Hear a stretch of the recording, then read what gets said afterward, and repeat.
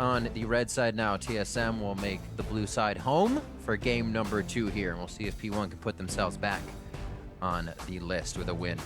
The Shens will be banned. We've seen the Shens and the Rek'Sai going out a lot more. It's almost like free globals once you get that 6 on top of the teleports. And the map control has been so big coming in lately. Totally agree. Shen is creeping up into that almost nearly must-ban category, which you would not have expected a little while ago. Karma, though, creeping up into that must-pick category if it's on the board, and that's first pick for TSM. It's got to feel good.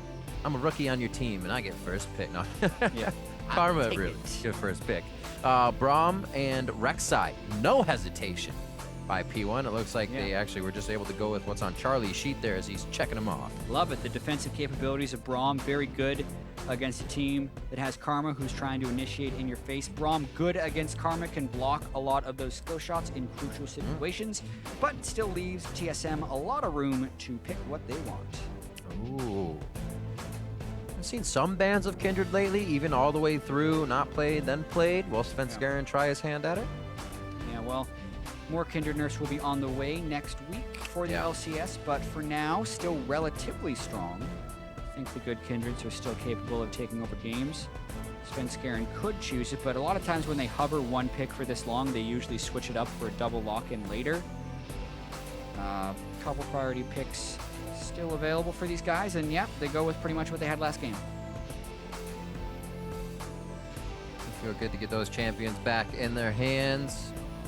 Now, what is it for the side of P1? We saw the Sivir composition coming in last time.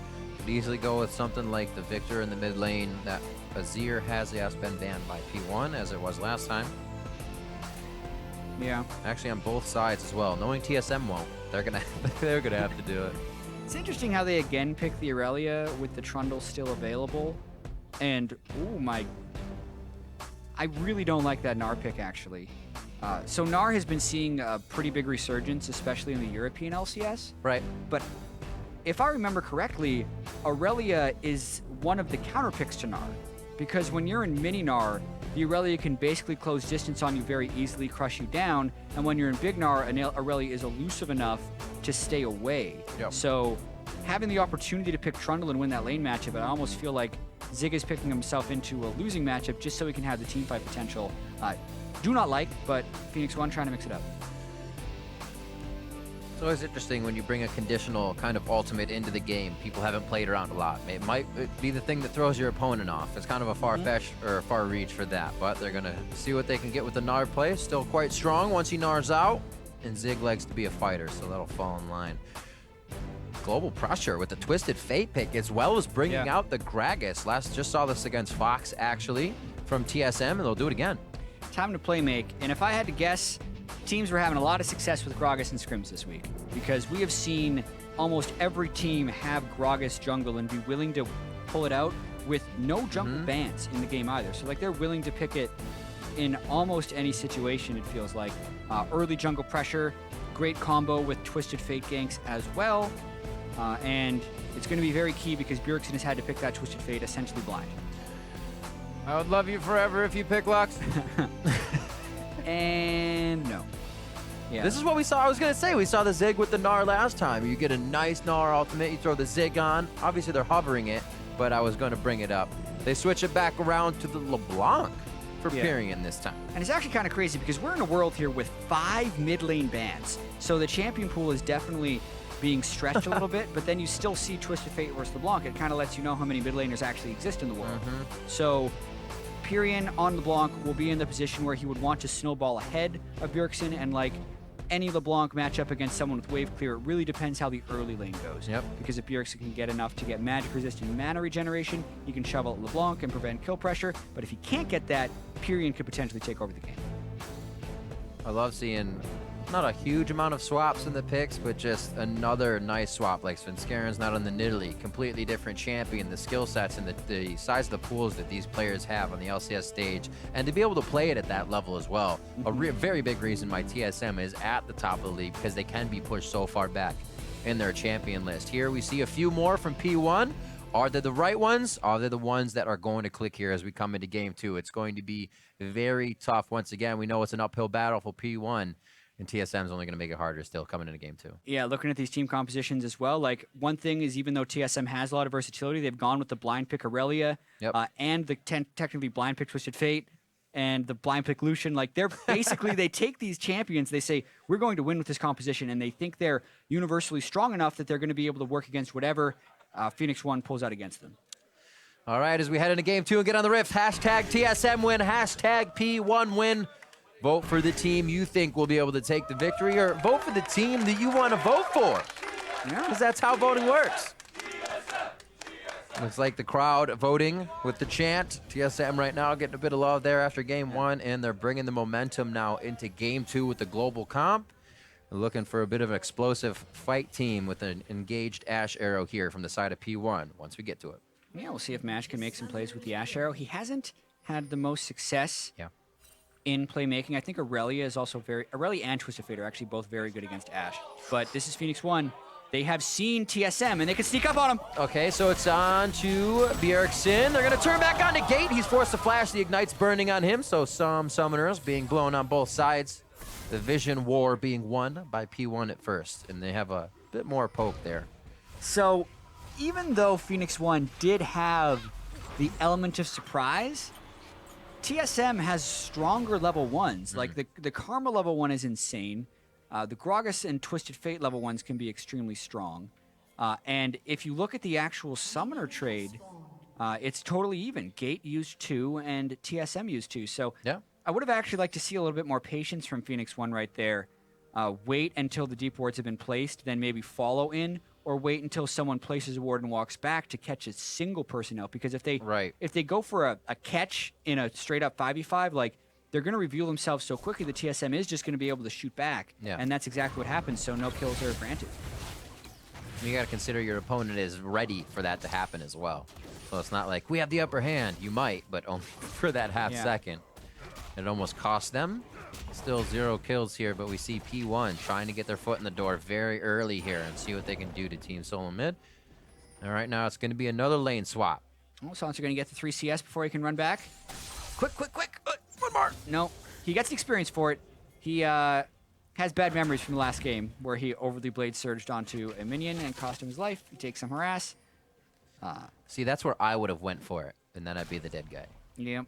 Be like, nah, it's one more. You get one more. Yeah, one more Blade Surge, no problem. And then Blade Surge pushes you a little bit too close. You get hit by the Braum Q. Ashe will stun you. Then it's not fun.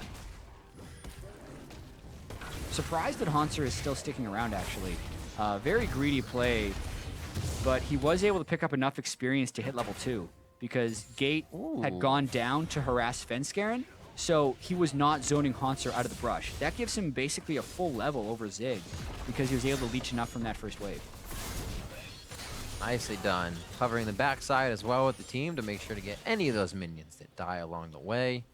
And we'll once again have the trade swap for lanes. That's the distortion forward with the chain. The card onto Inori does not allow his pop-up to go any further.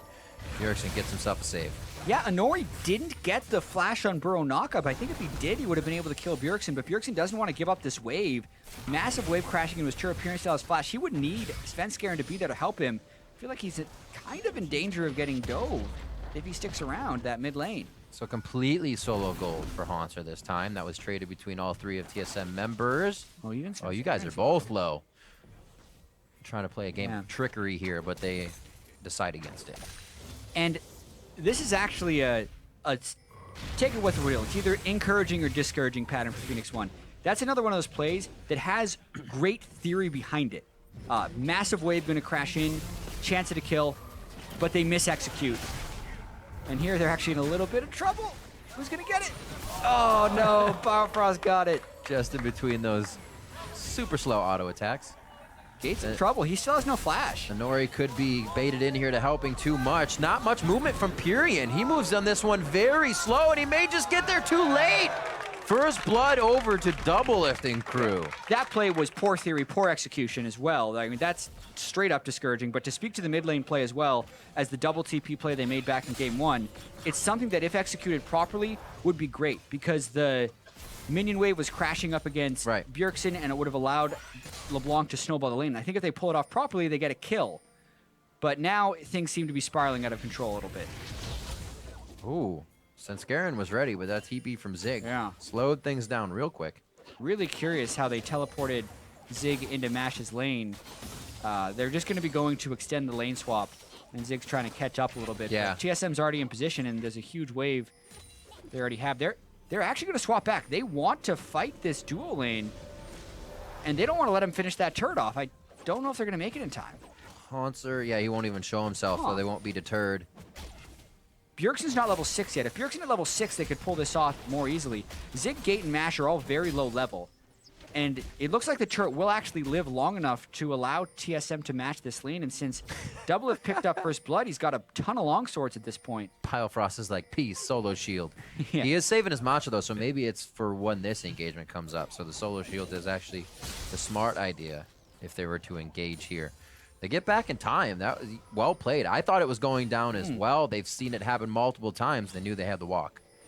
Yeah, and really, I think they're just trying to abuse this power spike that Doublelift's going to have over Mash with a double longsword advantage. So it actually pushes Mash to then recall again, run all the way to the top lane. And since the wave has already bounced off the turret, Mash isn't going to be able to freeze that wave, and it's going to push all the way into the second tier of TSM. That's so big. Yeah, this is actually a really big strategic play as far as minion waves go, and TSM, I think, is one out. Mash, like you said, has such a big wave on his side pushing those. Hauntzer's going to meet him very soon, so he doesn't have much to even clean up there. He's down at least 13 CS in that. And we saw Zig just trying to clean up, trying to suck up some resources, and he'll have his ultimate blown, so they won't be able to use that here. So TSM just kind of relieving pressure all over the map with their aggression. And the timing of this wave means TSM's actually going to get an interior turret as well. Or maybe more. They're going really hard to zone Zig off that minion wave. Smart play by TSM. Now the question will be, can Bjergsen prevent the same thing from happening on the other side? I think he can with the threat of Twisted Fate ult. And we're getting a lot of damage on that turret. So crazy to see how well the outer positions of TSM play, as well as Svenskeren now coming in. Definitely made some big moves, being able to play so cleanly without Bjergsen in the mid lane, doing too much until the mid game. Then he comes out, triple kills everywhere, and since everybody's winning, you can all just fall in line and start getting the kills. Yeah, and look at this side. Hauntzer able to farm at the turret, whereas Zig was pushed off. This is a massive win for TSM. This is more the type of thing they would want to have started game 1 out with. Yeah. Much cleaner macro game here. And yeah, to kind of double up on your Bjergsen point, in past splits for TSM, especially, you know, before they decided to do like a total roster overhaul, Bjergsen was in this position where he kind of felt like he had to carry every game, and TSM was very much about like, we need to break out of this style where we're just totally supporting mid lane. And this is maybe one of Bjergsen's best split, honestly, because he's able to show that he can play so many different styles. Yeah. He's been able to play the supportive mid laners, the roaming mid laners, and the carry mid laners all together. And he has less of a burden on himself, so he's actually become much more efficient in his play. Like, he doesn't need all the resources, he doesn't need all the minions, but he's still able to make the right play the majority of the time. Because of that, it feels like, you know, his KDA is up, the number of mistakes he's making is down, and he's still making very effective plays across the map. So I think it's been a great split for Bjergsen. Yeah. Controlling it and just giving a platform for everyone else to look very good as well. And we haven't even really seen these guys reach too deep into the champion pools. They've run these comps that aren't the double APs that people get stuck to. Wait a minute. With the teleport coming in, Bjergsen onto Zig. He just wanted the help there. He didn't even really need to go down. Yeah, so much damage. Zig's still level 5, and they stop him before he gets Gnar, so he doesn't get that bonus health. Now it's just a matter of making it back to mid lane so they don't lose damage on that turret. Svenskeren may be able to get there. They're definitely going to sideswipe P1 if they don't start heading up right now. They're going to have that speed up. No, Mantra's down for Biofrost. Single shield for Bjergsen. They're going to give the damage dealer that DPS the cover. Culling comes out, forces the blast on Gate. Not wild enough from the card, so Flare not going to connect either, as Mantra just came up for Biofrost once again. But you look at what they've burned. They burned the heal on Mash, the flash on Gate. Now they have a push prepped in the mid lane, plus teleport still available on Hauntzer if they get a fight. This is all from basically playing retake on mid. They gave up the pressure and said, all right, let's take it back. P1 feels like they have an advantage. And they fall away, losing summoner spells. Team Solomid running rampant right now, and they're going to start taking away the blue buff. Cloud Drake will be next on the menu. Looks like they'll be for dessert after. Trying to get this stealing onto blue buff. Ooh. Smites it away. Easy does it. Now the fear would be, can Hauntzer stay alive? This has been what didn't work out for them last game, is they weren't able to keep him safe, but that was against Trundle-Elise. Gnar Rek'Sai isn't as strong of a ganking force, and Hauntzer isn't as starved on experience this game, so looks like he's going to be mostly fine. Bjergsen just has to make sure he's dodging those chains, because really that's the tilter in this matchup. If the chains land, LeBlanc's burst really goes up, because it's proccing the Sigil of Malice more frequently. But as long as he can sidestep with that cloak and the potions, he's going to be able to keep wave clearing. Still Hauntzer. You can see how comfortable he feels. He's got to be sitting on quite a bit of gold. Level 7, 53 CS. No. That's about 1,700. That's not going to hurt. We're still waiting, though, for the side of P1. Mash still has these arrows we're waiting to see, and there's not too much TSM vision. You could hide in the fog of war and get a few of these to count. Yeah. And there's one. Here it comes. Can it hit? It hit Biofrost, but there's no follow-up. I was like, where'd it go? Yeah, it stopped. It connected. Uh-oh. Gate has no flash Oh, anymore. they were prepping the arrow to work, putting themselves into position, but really, they were only falling into TSM's trap, who was already on the bottom side of the river, ready to take out P1 as they rotated over. Mid-turret looking to be the next thing. Svenskeren is just going to go ahead and get right in between these two. Oh, my goodness. Things fell apart around 25 minutes for Phoenix1 in Game 1. Things are falling apart now in Game 2. They are losing pressure all over the map. It's just a lack of respect right there from Svenskeren. Yeah, that was a little much. They didn't even get the turret on it. They're just using the skills because they can. Actually feeling safe about it. They may be caught off guard by P1, but they're using quite a bit. Little sloppy. Pirean just used his distort to get in. There's no way to come in now. The team may be up the river without a paddle. There goes Inori. There goes Pirean. They are completely disjointed on this. TSM basically daring Phoenix1 to try and initiate on them, but none of Phoenix1's flashes are efficient. That's the second flash on Burrow that Inori was unable to land. A lot of that was because Bjergsen and Doublelift were very quick in trying to flash away from it, but that caused Inori to come over the wall. It means two more kills. TSM, it's now a 5,000 gold lead 11 minutes in. Are you kidding? That's a huge 6,000 plus a Drake. Yeah, plus the Drake getting clocked in. And they're not going to stop either. Hauntzer actually having a much better game, so he's ready to take the top turret. And we'll see this again. Yeah. Bjergsen and Doublelift both had 1,700 gold in their pocket during this fight as well, so unspent gold. But look at that instant double flash, predicting Inori's flash on Burrow.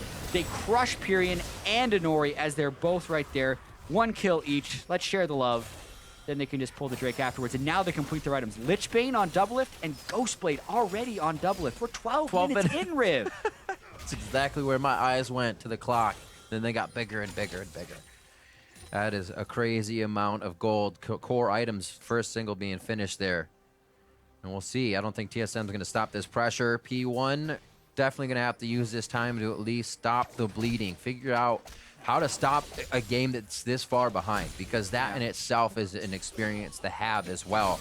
They find themselves in these situations, and we talked a little bit about what do you do at this point looking for that 7th place spot? Do you focus on the teams around you now? Because this becomes very difficult against the top tier teams. They're in all kinds of trouble. Just in range. He tries to get the boomerang to slow down Bjergsen, but they match each other in auto attack distance. And TSM can pull off plays like that because there's no map pressure whatsoever for Phoenix1. I mean, in these situations for Phoenix1, I don't really think you can give much advice. They're already down 7,000 gold. It's more about preventing the game from hitting this point. Their team composition as well doesn't have much wave clear that is necessary to stall. Like, when they picked LeBlanc into the Twisted Fate, they needed LeBlanc to get lane priority, and they didn't get that. And then I feel like they just kind of ran out of options because the rest of TSM was able to win all the lanes. Like, this is the TSM we talked about before the series of pressuring all lanes and allowing everyone to hit on all cylinders. And that's what they're doing right now. TSM's hitting on all cylinders. And it's reactive play now from P1. They can't set up and say, hey, TSM, you should be afraid at standing in front of a turret because we have arrow. Nice little juke. Pirean. But there's so many people. Playing a bit of Houdini. Yeah.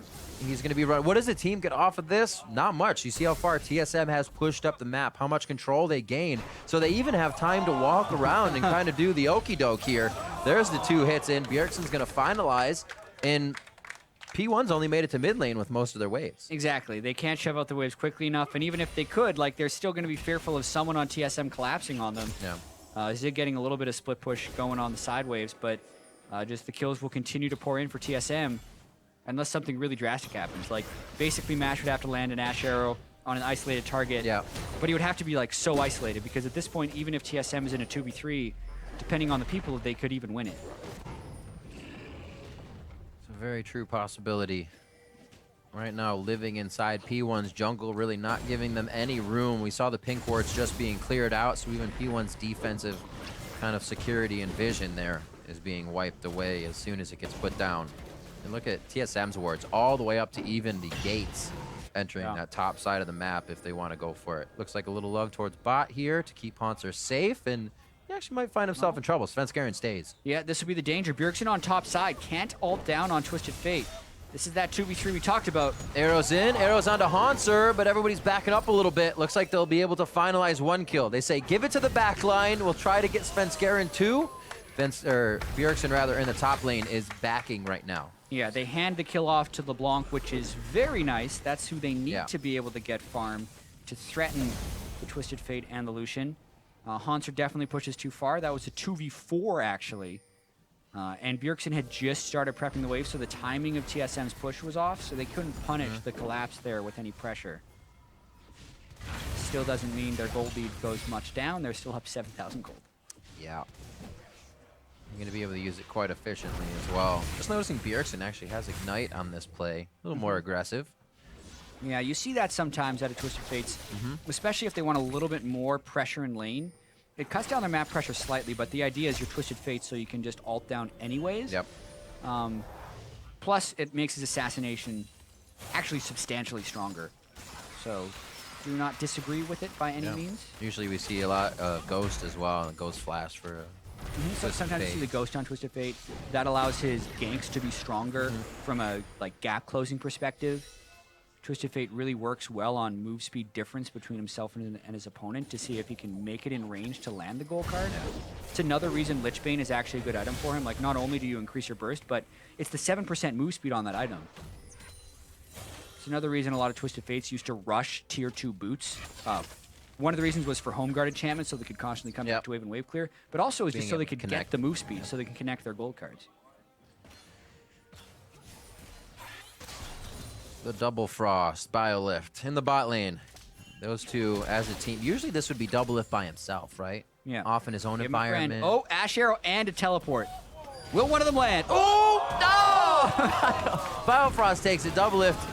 He made him dodge out, but they're going to be all right. Actually, the TP in from Bjergsen here, rather the gate in from Bjergsen, I should say, kind of stops P1 from wanting the rest of that fight. And if the game goes long enough, this will be a 37-minute ending.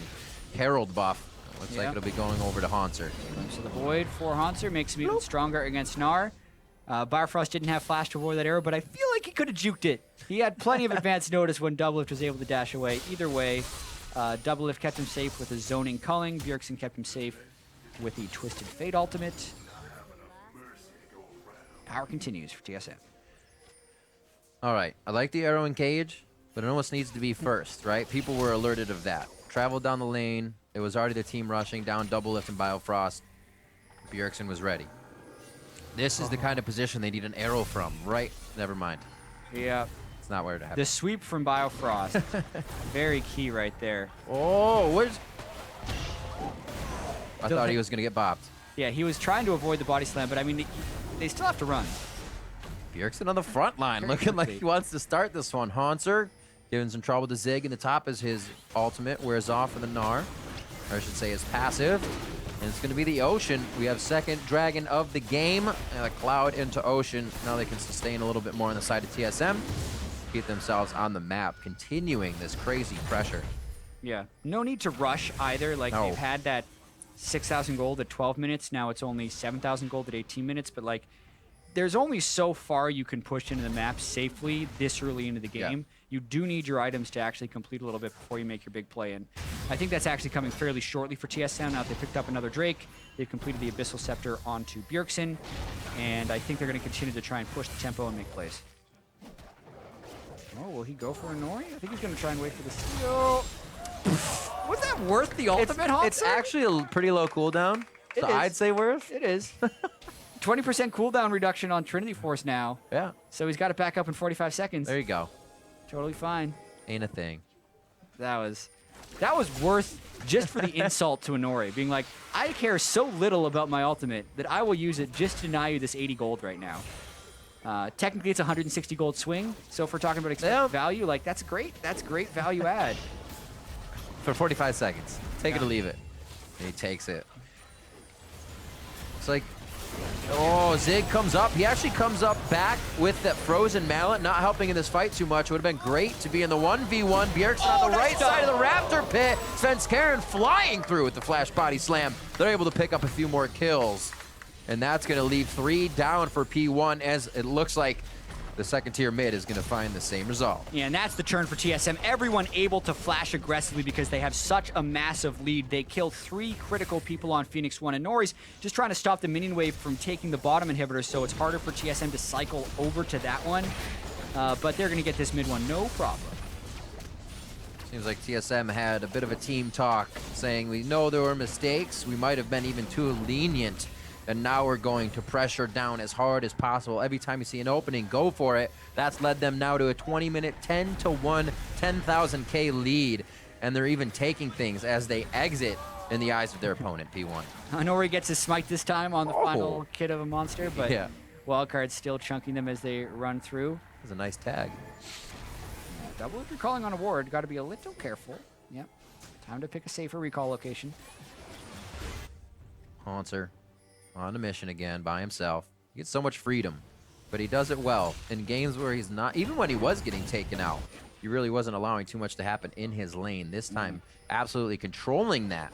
And looks like he's going to gather here with the team as they dance with Baron. Absolutely. Twisted Fate Ultimate will be up again, though. Ashe? Yeah. Svenskeren could go down here. That's going to be 1. Now they're looking for possibly Biofrost or Doublelift. Doublelift's left to do damage on the left, and Biofrost flashes out. He goes down now. P1 resetting to see where the fight is because TSM look like they still want to pick some off. Bjergsen's card wears off. They're going to be chasing in. Zig gives himself up as a meat shield, but he's not even that tanky with the frozen mallet. And now it's the chase. Wildcards, they're able to actually pick it up on the gate now. The chase is there. Hauntzer could dash forward. The hit on the Pirean, but he goes, no, he stays up. It's going to be Hauntzer that goes down as they trade another 1-for-1 retribution kill. Now at 3-for-2. Svenskeren comes back up, but he's got a long waddle back to the base on the side of P1. And it looks like TSM's going to give up for now with super minions entering the base. Yeah, still a very nice pick there by Phoenix1 to delay the game. They kill Svenskeren, they switch off to Biofrost, and it makes it so Bjergsen doesn't have a safe teleport location to get into the fight with. Yeah. Now Pirean gonna look to, he's waiting for the gold card to expire. Oh! What? How did he see him? Did he guess? Magic. I want to see that through the eyes of Bjergsen. Like, what did he see on his screen? Because Pirean thought he was completely safe. Clearly not. Can we get a check on those glasses he's wearing? Can we double check there? Got a wall hack going on. No way in that one. Like, he just somehow knew he was there. There's got to be a logical explanation for this. Oh, man, that was impressive. Yeah. I hear we're working on it. We're going to get to see it, so I'm looking forward to that one. Heck yeah. I want to. It was so sure, too. It's like he even counted his gold card his gold out. card was about to wear off, too. And that's exactly what Pirean was waiting for. He was like, if his gold card goes down, I can dash in and maybe get a burst down. I don't think the burst would have worked against the Abyssal Scepter. Yeah, he's too big now. 605, 188 to 150 in CS, but that's just to boot. It's really the kills that is making Bjergsen rich right now, and this map pressure his team has really looks like it's going to make the funds go up a lot more before this one is over. 23 minutes in, they look to knock down the second tier in top lane. That's the last one left that P1 has outside their base. And just Svenskeren being a bully, walking around. It actually looks like they're going to try to spread P1 thin here and go back and forth. Cannot hop over the wall. That could be the finalizing kill. Actually ults for it to make sure Pirean can't get the save. There's the flash body slam as well to connect. Doublelift takes down Pirean. They're looking to stay in the base for the long haul here. They have enough minions to keep it going. They do not. It's going to be enough minions coming in. Oh, they do actually. Malire coming in from the bot as well. And they should be able to lock this one down just about 6 minutes faster than game 1. TSM come out firing, and P1 cannot find a way to stop it. They're going to be taking down gate on the entry, and they're looking for the Nexus now. It's going to be 24 minutes in, 16-4, as TSM gets some final touches on those fantasy points. Now they're on to the Nexus. TSM staying undefeated in the North American LCS Summer Split. Gonna take a few more seconds. One last hit, 50 gold over to Hauntzer, and that'll be the game. TSM take down P1. Yeah, much more decisive in this game too. And this win means that TSM has now beat every team in the North American LCS and is still undefeated. So very impressive first start for TSM, the best start in TSM history at 9-0. And now they have a legitimate chance, and they're starting to think about maybe making a run for that perfect split.